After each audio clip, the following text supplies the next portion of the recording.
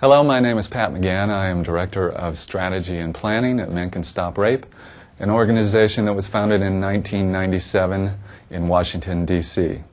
We work nationally with young men, starting in middle school all the way through college, and we are also working with the military.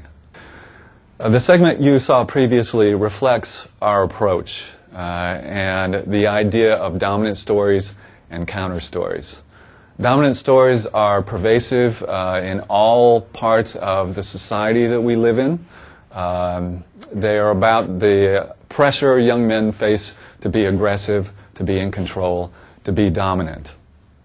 Counter stories present us with an alternative, a way for young men and men of all ages to live what we call healthy masculinity. They're also present in every man's life. We just have to highlight them and use them as a foundation to build a better world, one that's free of violence against women, especially sexual violence.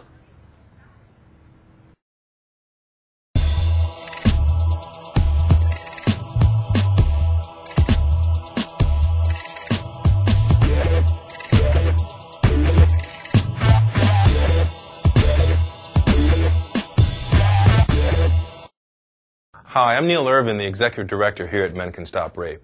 Men Can Stop Rape works in urban, rural, and suburban communities all across the country. But today you're going to get to see a sample of our work here in Washington, D.C., in our Men of Strength clubs, which are in middle and high schools, and in our Men Creating Change chapters at Georgetown University. Men Can Stop Rape understands that if we're going to engage men around gender-based violence, that it's got to be more than just workshops and presentations.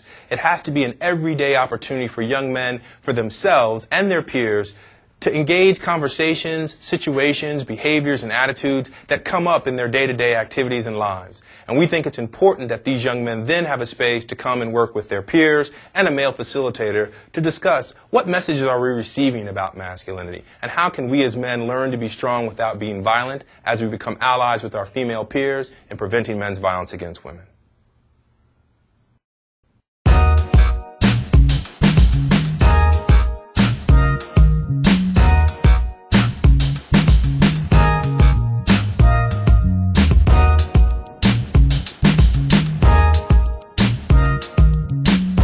So we bring pizzas because, one, it's lunchtime, and it's a really good way for us to market to the students that there's a new program in the school and that will provide lunch or an after-school snack. And you walk through any school with pizza and drinks, you're going to find a way in which young people are really going to gravitate towards that. And then once you get into the space, the pizza becomes a way for us to sit and just kind of bond with one another, break bread a little bit, and just share over something that everyone's familiar with. Pizza's not intimidating. You don't have to know which fork to use.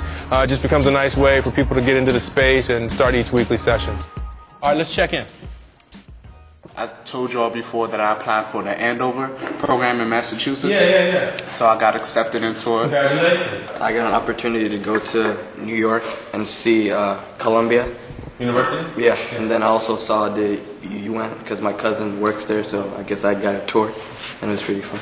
On Sunday and Monday, I just started spring break, went to Petersburg, and Petersburg went down because they're like a factory town. And so when the economy hit them, it hit them hard, really hard. And, the shopping centers are down, everything. It was kind of sad to see it that way. But other than that, spring break was cool. I stayed at home most of the days.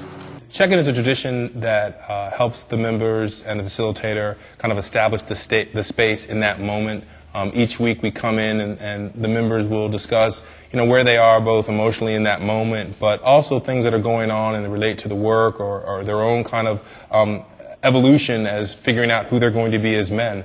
We think that check-in is a great place for practicing and role modeling strength and being able to practice communication and other forms of healthy behavior that traditionally men don't have space to do.